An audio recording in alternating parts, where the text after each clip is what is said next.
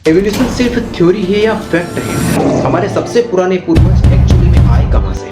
नमस्कार दोस्तों, आज से करीब 4 बिलियन साल पहले लाइफ की शुरुआत होती है धरती पर। बिलियंस ऑफ ईयर एवोल्यूशंस के बाद अनगिनत प्रकार के प्लांट्स और एनिमल्स उभर कर आते हैं। ये सारे पेड़ पौधे, जानवर और जीव जो आप देखते हैं आज के दिन, ये सब आए एवोल्यूशंस के चलते हैं। इनमें से एक स्पीशीज होती है होमो सेपियंस की भी, यानी कि इंसान। लेकिन यहाँ पर सवाल ये उठता है कि इंसान अगर बंदरों से आए तो आज के दिन भी हमें बंदर क्यों देखने को मिलते हैं? ये सारे बंदर, चिंपांजीज और गोरिल्ला, ये सब इंसानों में इन्वॉल्व क्यों नहीं हो जाते? ऐसे सवाल अक्सर उठाए जाते हैं दोस्तों लोगों के द्वारा, और कुछ लोग तो एवोल्यूशंस को ही नकार देते हैं, कहते हैं कि ये झूठ है। आखिरकार कितनी सच्चाई है इस एवोल्यूशंस की थ्योरी में? ये थ्योरी है या फैक्ट भी है? और कैसे ये अलग अलग प्रकार के जीव इन्वॉल्व किए, आइए जानते हैं आज के इस वीडियो के अंदर।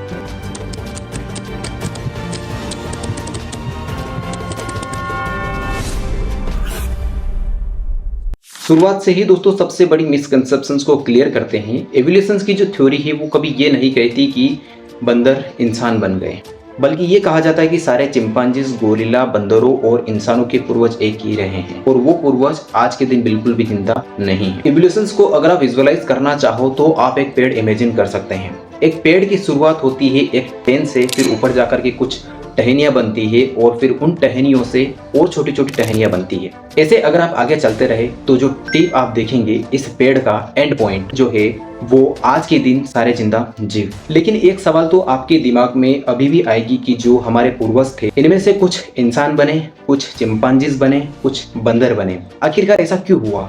इसका जवाब आप वीडियो में आगे समझेंगे। सन 1859 में चार्ल्स डार्विन ने अपनी एक ऐतिहासिक पुस्तक लिखी, on the origin of species.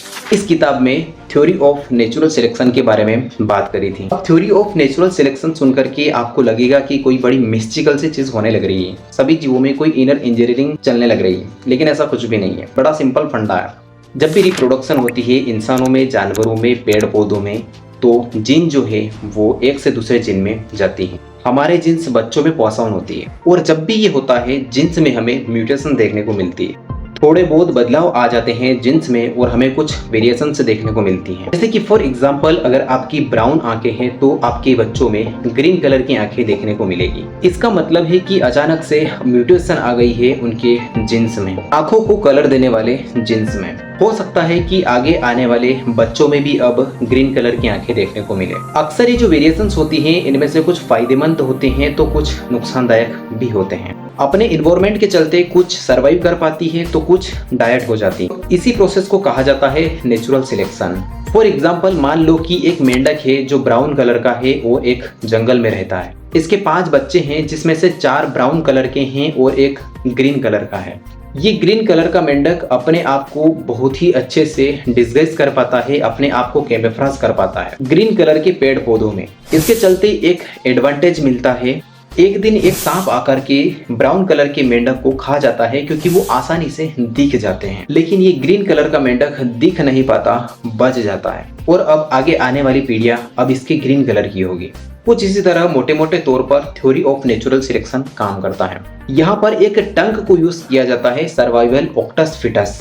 कई मोटिवेशन स्पीकर्स इस टंक का मिसयूज करते हैं, यह कहकर कि जो फिजिकली फिट लोग हैं सिर्फ वही लोग सर्वाइव कर पाएंगे। लोग यहाँ पर इमेजिन करते हैं कि जिनके बड़े बड़े बाइसेप्स होंगे, ट्राइसेप्स होंगे, सिक्स पैक होंगे, सिर्फ उन्हीं लोगों में सर्वाइवल देखने को मिलेगा। लेकिन ये कहना एक्चुअली में गलत होगा। चार्ल्स डार्विन के अकॉर्डिंग फिट का मतलब है कि जो अपने आसपास के एनवायरनमेंट में सबसे अच्छे से फिट बैठ पाए। अब आपने बेसिक समझ लिया है, अब समझते हैं कि एवोल्यूशंस एक्चुअली में हुआ कैसे। एवोल्यूशंस की ट्री में अगर आप टाइम में पीछे जाते रहे तो आपको हर किसी में एक कॉमन एंसेस्टर देखने को मिलेगा। कई बिलियन साल आगे चले तो एक खास किस्म का बैक्टीरिया उभर कर आता है एवोल्यूशंस के चलते, साइनोबैक्टीरिया।